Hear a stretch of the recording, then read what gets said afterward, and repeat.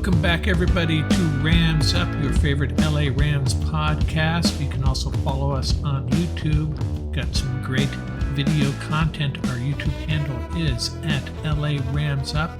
You can follow us on Instagram as well. I'm your host, Mark. Let's get to it.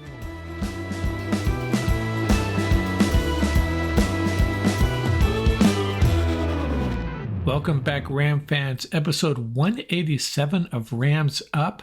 Got a lot of good stuff this episode. We're going to be a little bit all over the place. We're going to open up with some news and notes. Then we're going to get into my review of the 2023 schedule, the good and the bad takeaways from that schedule, and I will share with you the Rams' path to the playoffs based on this schedule. And at the end here, something I've been sitting on for a while, I think it's a perfect time of year to do this. I'm going to share with you my history lesson, one of the greatest decades of football by an NFL franchise, the Rams of the 1970s. Great football, great teams, but a lot of disappointment too. Might be educational for you younger fans, and it's going to bring back some good memories and some bad memories, unfortunately, for you older fans.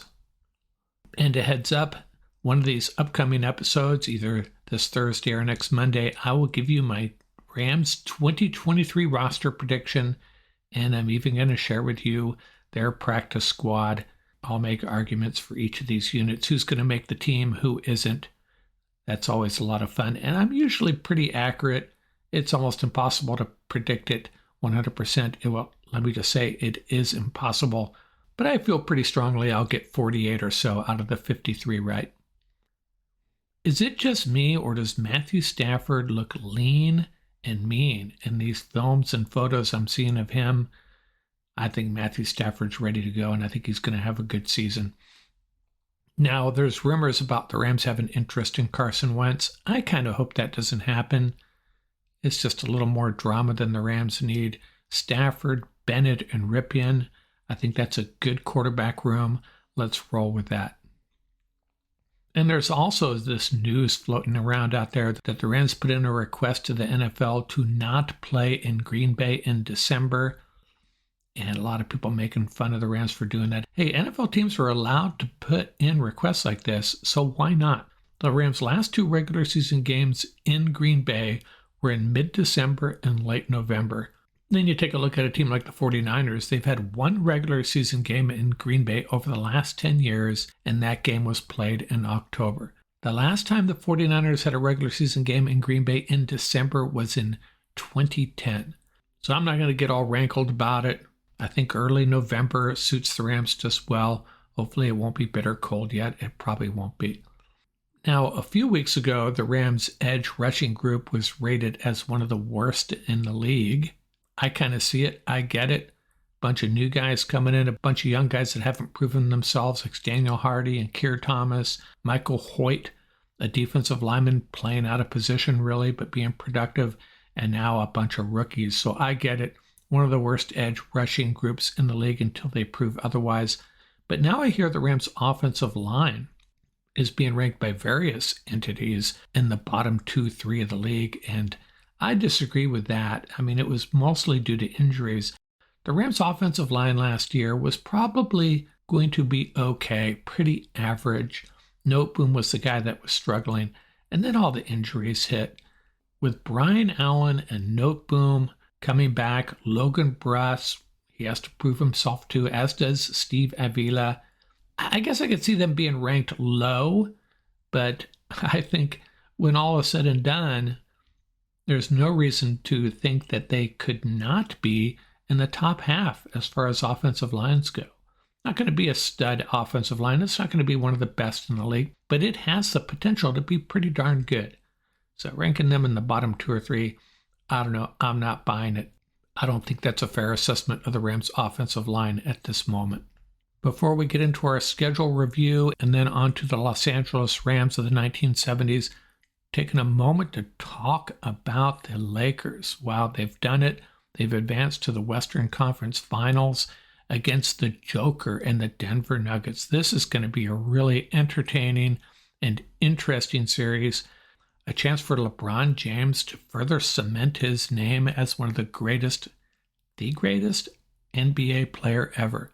Really interesting matchup. Curious to see what the Lakers try to do and slow the Joker down. He's similar to LeBron in the sense that if you double him, he always makes the right pass.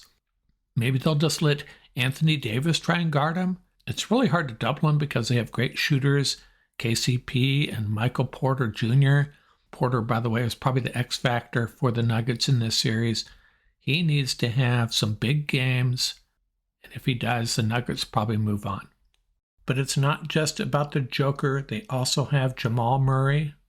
I imagine the Lakers will have Schroeder and Vanderbilt taking turns trying to guard him, but those dribble handoffs between Murray and the Joker, that's what makes this Nugget team so dangerous. One thing the Lakers are going to have to do is make the Joker work on defense. That is his one weakness. AD could have a big series. He needs to attack, maybe even get him into a little bit of foul trouble. And we'll see a lot more AD and LeBron pick and rolls, attacking the Joker underneath the basket. They went away from that last series because Draymond Green was guarding AD and he's one of the best defenders in the league, but the Joker is not, so they're going to go back to that in this series. The Lakers' role players have really been stepping up during these playoffs. Hachimura and then Lonnie Walker. Whose turn is it? Someone's got to step up. Who is it going to be? Both of these teams have been awesome at home, undefeated in the playoffs, the Nuggets and the Lakers.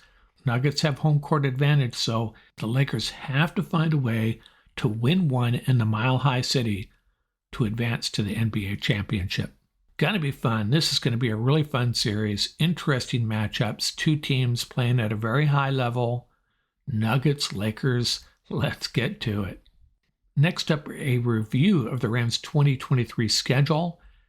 And I'll also point out their path to the playoffs. And then after that, those LA Rams of the 1970s.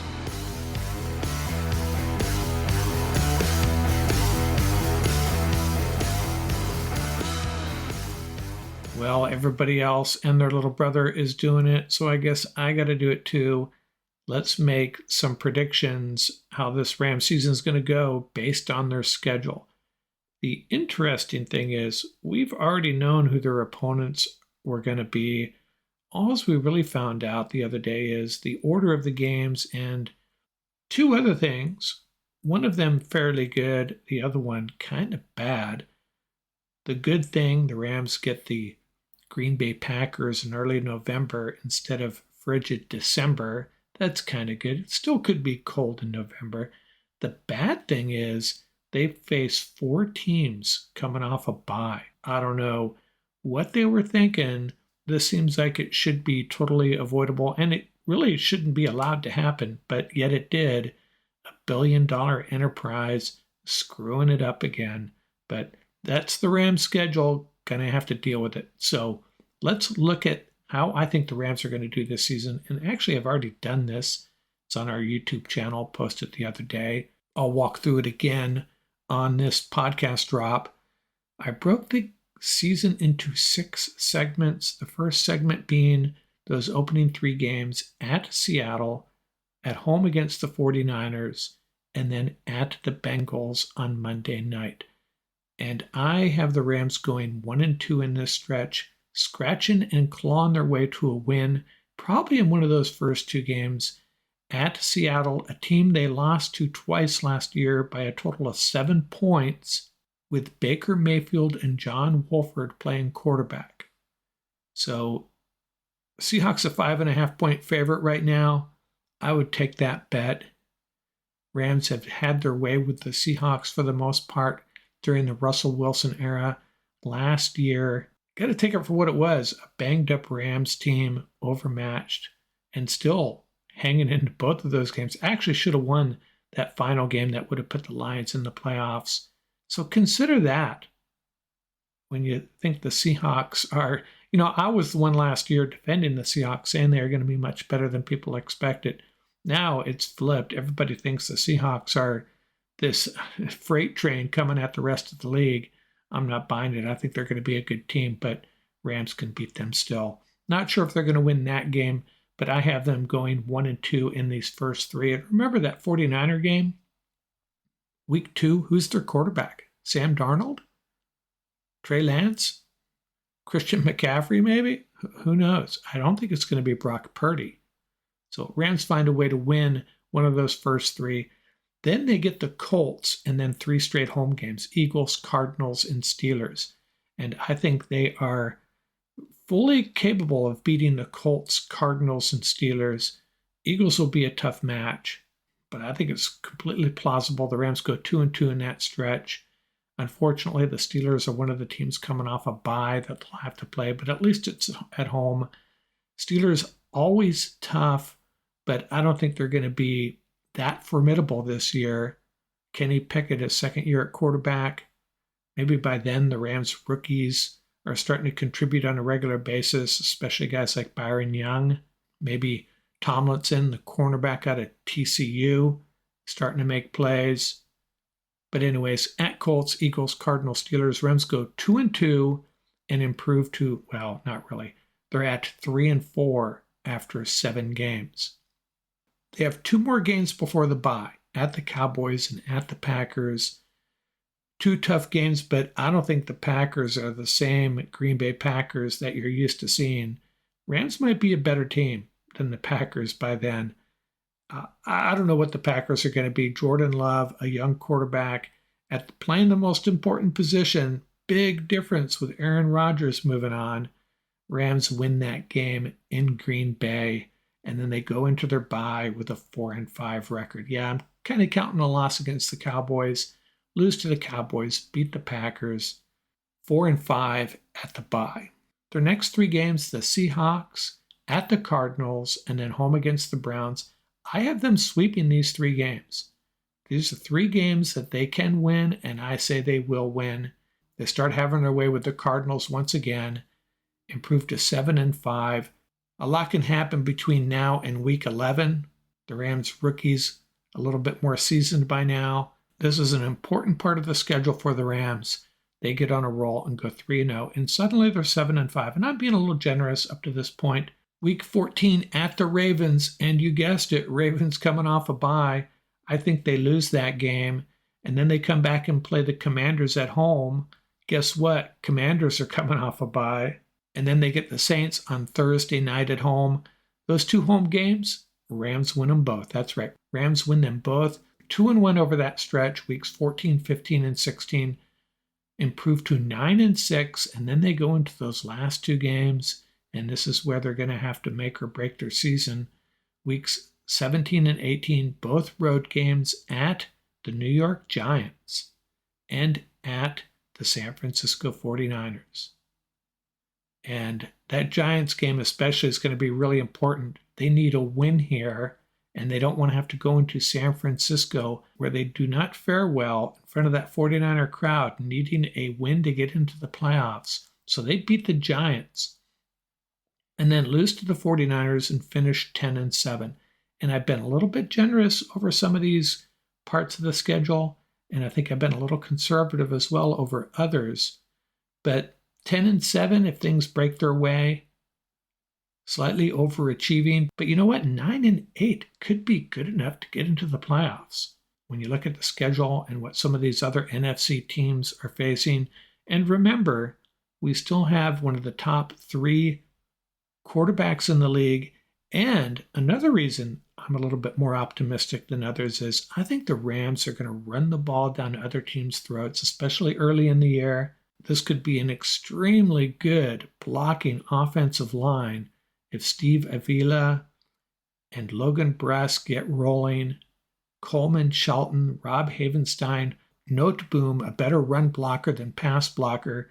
I think that's what the Rams are going to do. They're going to try to control the ball, keep their young defense off the field, and I think they can win some games doing that, especially early in the year. And remember, that opener against Seattle, we have no evidence that they've improved that run defense, which has been pretty bad for years. And then Stafford and Kupp and Van Jefferson and these young tight ends will start contributing as well. It could all come together for the Rams. Bad football team right now? I wouldn't even say that. Who knows? There's just too many unknowns for this team. Their three biggest stars coming back healthy, a lot of young talent being infused into this team, offensive line coming back deep and healthy, a good safety group, pretty good defensive line. I'm hopeful, and I'm calling it right now. The Rams 9-8 or 10-7. I'll go with the latter because, hey, I'm a Rams fan.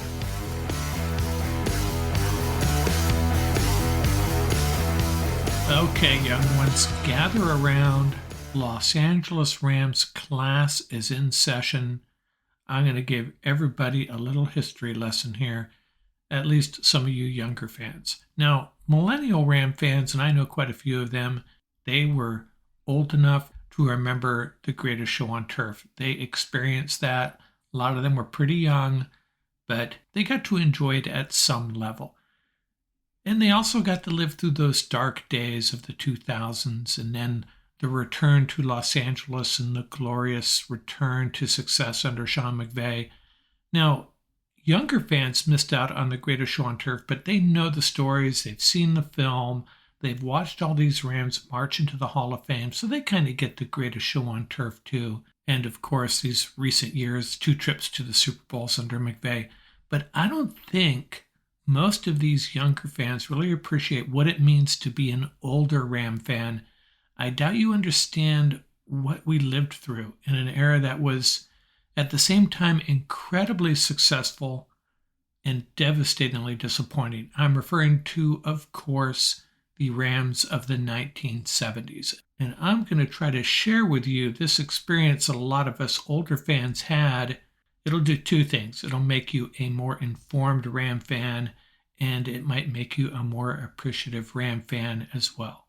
I'm going to start with the 1970 Rams, coached by George Allen. They went 9-4-1.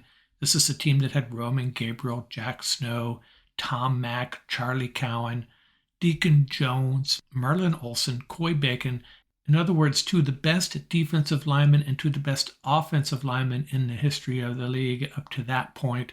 I'm talking about Deacon Jones, Merlin Olsen, Tom Mack, and Charlie Cowan, of course.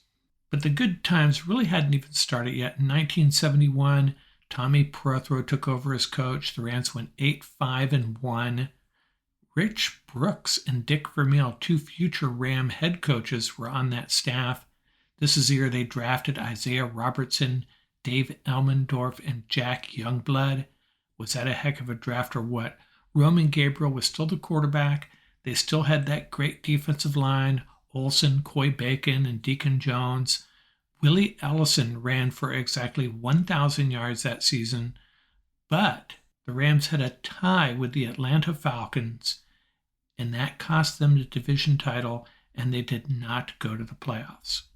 1972, nothing to get too excited about. Still a really good defense, but they went 6-7-1. Had a loss to one of the worst teams in the history of the National Football League, the 1972 New Orleans Saints. But 1973 is when things really got good for our Los Angeles Rams. The new coach is Chuck Knox. They bring in John Hadle as the quarterback. Lawrence McCutcheon, their primary running back, rushed for over 1,000 yards. Harold Jackson had 13 receiving touchdowns. They would go 12-2, but then they lose in the divisional round of the playoffs, 27-16 to the Cowboys. 1974, similar team, still led by Chuck Knox. James Harris gets 9 starts at quarterback. McCutcheon again breaks the 1,000-yard mark. Rams go 10-4. They beat the Redskins. It was the Redskins at that time, so I guess I can still call them that, right? Our new Washington Commanders. They beat them 19-10 in the divisional round, and they lose the conference championship 14-10 to the Vikings. 29 degrees in Minnesota. Wind chill, 19 degrees. This is 2 of the better coaches in the history of the league. Bud Grant versus Chuck Knox. The Rams once again fall in the playoffs, this time in the conference championship. Things got to get better, right? And they do. 1975, the Rams go 12-2 under Knox. This is a defense who has been ranked as one of the best in the history of the National Football League. Fred Dreyer, Jack Youngblood, and Merlin Olsen was still there. James Harris is the quarterback. McCutcheon leads the team in rushing. But John Cappelletti, remember John Cappelletti? He leads the team with 6 TDs. For those of you who don't know who John Cappelletti is, he was the Heisman Trophy winner out of Penn State and gave one of the best Heisman speech ever, brought everybody to tears talking about his brother, John Cappelletti of the Los Angeles Rams. Ron Jesse and Harold Jackson, the primary receivers. Again, they win in the divisional round 35-23 over the St. Louis Cardinals. This is Harris versus Jim Hart. And this is a game I've talked about in my Cardinal Ram previews a few times. I remember this game. I remember playing football at the park, and we had this game on the radio. That's how we did it back in the day. But they lose the conference championship 37-7 to the Dallas Cowboys. Preston Pearson, 3 TDs in that game. Rams come back in 1976. Roster is still stacked. They go 10-3-1 under Knox.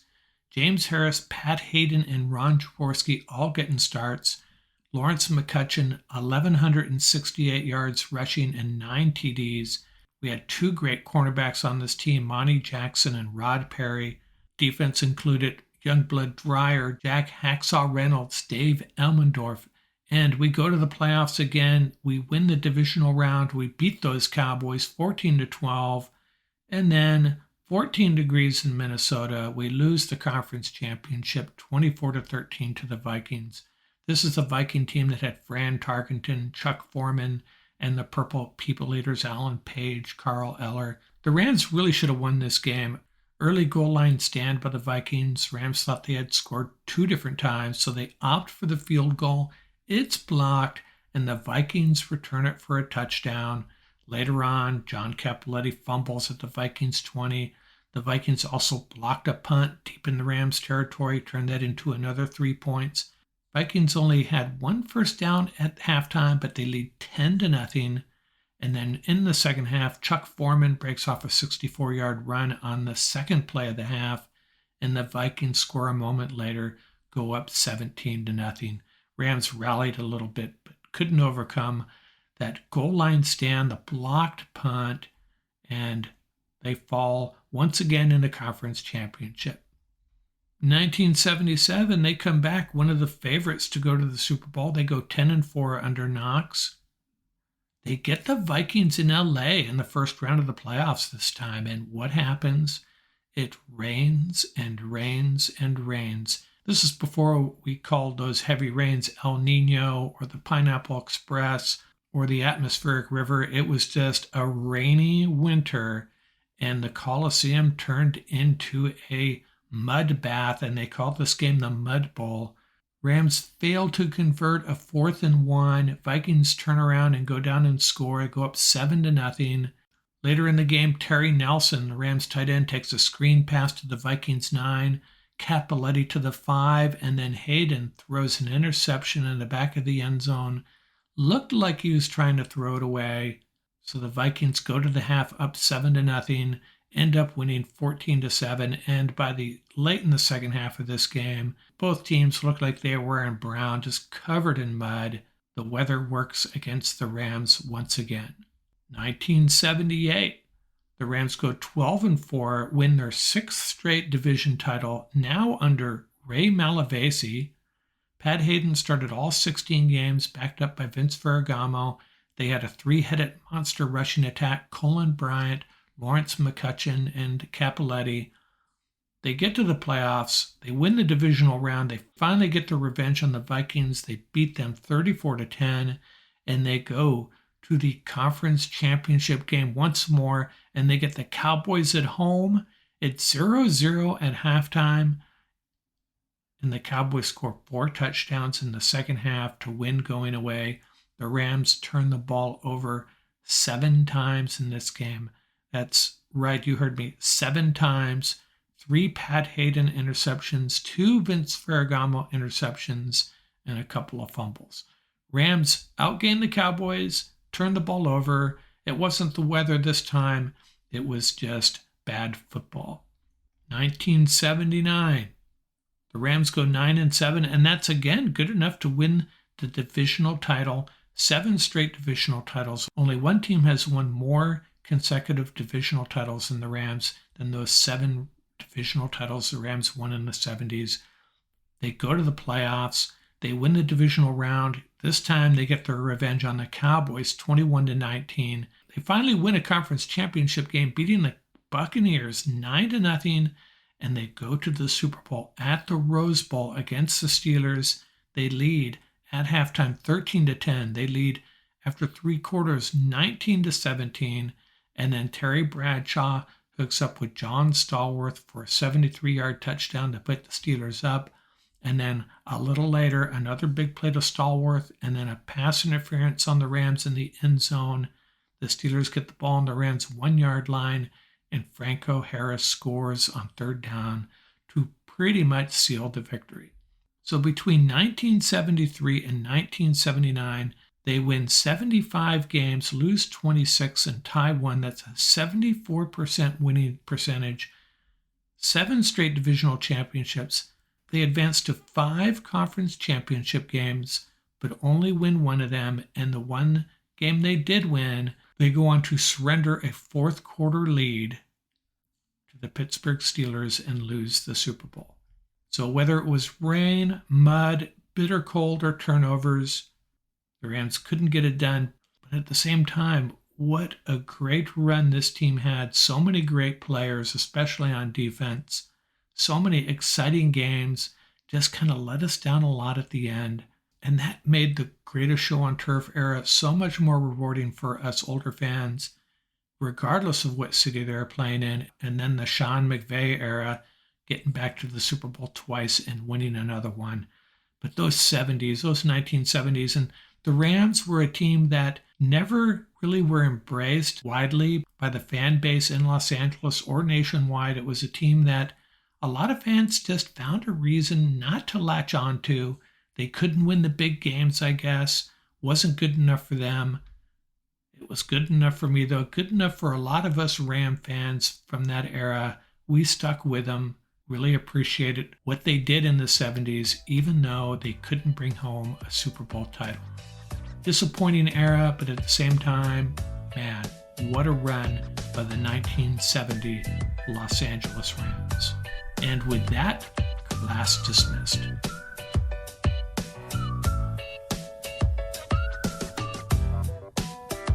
That's going to do it for this episode. Remember, you can reach us at ramsuppodcast@gmail.com. Visit our website at ramsup.com. And don't forget about our YouTube channel. Our handle is at laramsup.com. Till next time, keep the horns up, stay safe, and have fun out there. Music courtesy of the YouTube audio library. Tracks featuring Bar Crawl by Track Tribe. Buckeye Bonzai by Vans in Japan, and Crimson Fly by Huma.